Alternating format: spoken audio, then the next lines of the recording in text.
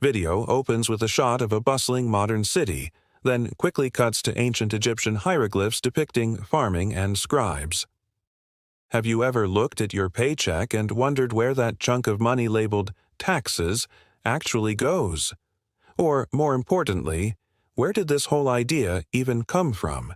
It feels like one of life's certainties, right alongside death. Well, you're not wrong. The story of taxes is as old as civilization itself, and it all started not with money, but with something far more fundamental: grain. Cut to animations or stock footage of ancient farming in Mesopotamia or Egypt. Let's rewind the clock about 5,000 years to ancient Sumer or Egypt. Picture this: thriving cities are rising from the dust. People are learning to live together in large groups, and agriculture is booming. This is the birth of civilization. But with civilization comes complexity. You need roads, irrigation for those crops, temples for the gods, and an army to protect you from your less friendly neighbors. All of this requires resources and, crucially, people to manage it all. So, how did the first rulers pay for all this? They couldn't exactly set up an online payment portal. The answer was simple and ingenious. They took a portion of the harvest. This was the world's first tax. It was called a tithe, often meaning a tenth of the produce. Farmers would bring a share of their wheat, barley, or other crops to central storehouses.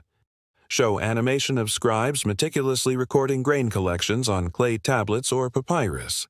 Now, this wasn't just a simple collection. It was a highly organized system. Scribes, the accountants of the ancient world, would meticulously record who paid what. These records, etched into clay tablets, are some of the earliest forms of writing we've ever discovered. Think about that for a second. Writing itself was partly developed to keep track of taxes. It was the original spreadsheet. This grain tax, or in-kind tax, did more than just feed the army and the priests. It was the fuel for the entire state engine. It paid the laborers who built the pyramids in Egypt and the ziggurats in Mesopotamia. It fed the bureaucrats who kept the kingdom running. In times of famine, these central granaries could be opened to feed the population, creating a kind of ancient social safety net. Transition to scenes of Roman legions marching and engineers building aqueducts. Now, let's jump forward to one of the greatest empires in history: Rome. The Romans were masters of engineering, warfare, and, you guessed it, taxation. As their empire expanded from a single city to a territory stretching from Britain to the Middle East, their need for revenue exploded. The Roman system was far more complex.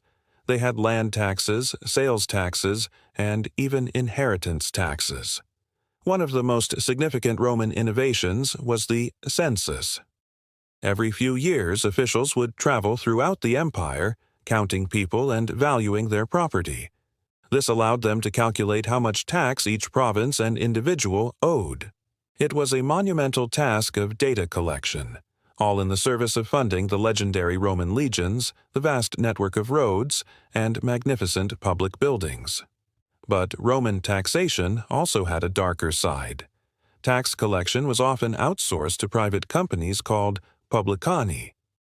These tax farmers would bid for the right to collect taxes in a province. They'd pay the government a fixed amount up front and then keep whatever extra they could squeeze out of the populace. As you can imagine, this system was ripe for corruption and extortion, leading to widespread resentment and even rebellions. It shows that how taxes are collected is just as important as the taxes themselves. Visuals shift to medieval Europe: castles, knights, and peasants working in fields. After the fall of Rome, Europe entered the Middle Ages. The centralized tax systems of the Romans collapsed, replaced by a more fragmented feudal system. Power was decentralized. The king didn't tax citizens directly. Instead, the deal was this: the king granted land to his lords and nobles. In return, these nobles pledged military service. They had to provide a certain number of knights for the king's army. For the common person, the peasant or serf, taxes weren't paid to a distant king, but to their local lord. This was usually in the form of labor, a certain number of days per week spent working the Lord's land, or a portion of their own crops. It was a system built on obligation and personal relationships rather than anonymous bureaucracy. But it was still a tax, a transfer of wealth and labor from the many to the few in exchange for protection and the right to live on the land. Show imagery related to the Magna Carta. However, kings always wanted more. They wanted cash to fund their wars and their lavish courts. This constant demand for money led to one of the most important moments in the history of taxation and liberty, the Magna Carta in 1215. King John of England had been imposing heavy and arbitrary taxes on his barons to fund his failed wars. Fed up, the barons rebelled and forced him to sign a Charter of Liberties. A key clause stated that the king could not levy new taxes without the common consent of the realm. This was a revolutionary idea. For the first time, it was formally established that the ruler's power to tax was not absolute. It was limited and required the consent of the governed, or at least the consent of the powerful nobles. This principle, no taxation without representation, would echo down the centuries, becoming a rallying cry for revolutions, most famously the American Revolution. Transition to visuals of the American Revolution, Boston Tea Party, and the signing of the Declaration of Independence. The story of America is deeply intertwined with the story of taxes. The British government, deep in debt after the 7 Years' War, decided to tax its American colonies to help pay the bills. They imposed the Stamp Act, taxes on tea, and other duties. But the colonists weren't just angry about the money. They were furious because they had no representatives in the British Parliament that was levying these taxes. No taxation without representation became the slogan that fueled a revolution and gave birth to a new nation. Modern-day visuals, diverse people working, paying taxes online, benefiting from public services like schools, hospitals, and parks. And that brings us to today. The systems are infinitely more complex. We have income taxes, corporate taxes, property taxes, sales taxes, and a whole alphabet soup of other levies. But the fundamental principle remains the same as it was in ancient Sumer. Taxes are the price we pay for a civilized society. That grain collected 5,000 years ago built the first cities. The Roman denarii funded roads that connected the known world.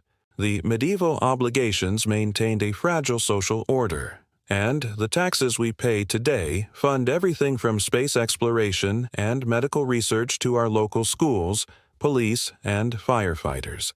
The history of taxes is the history of the state. It's a story of power, control, and the constant negotiation between the rulers and the ruled.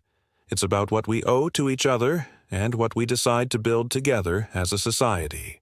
From a handful of grain to a complex digital transaction, the journey of taxation is, in many ways, the journey of us.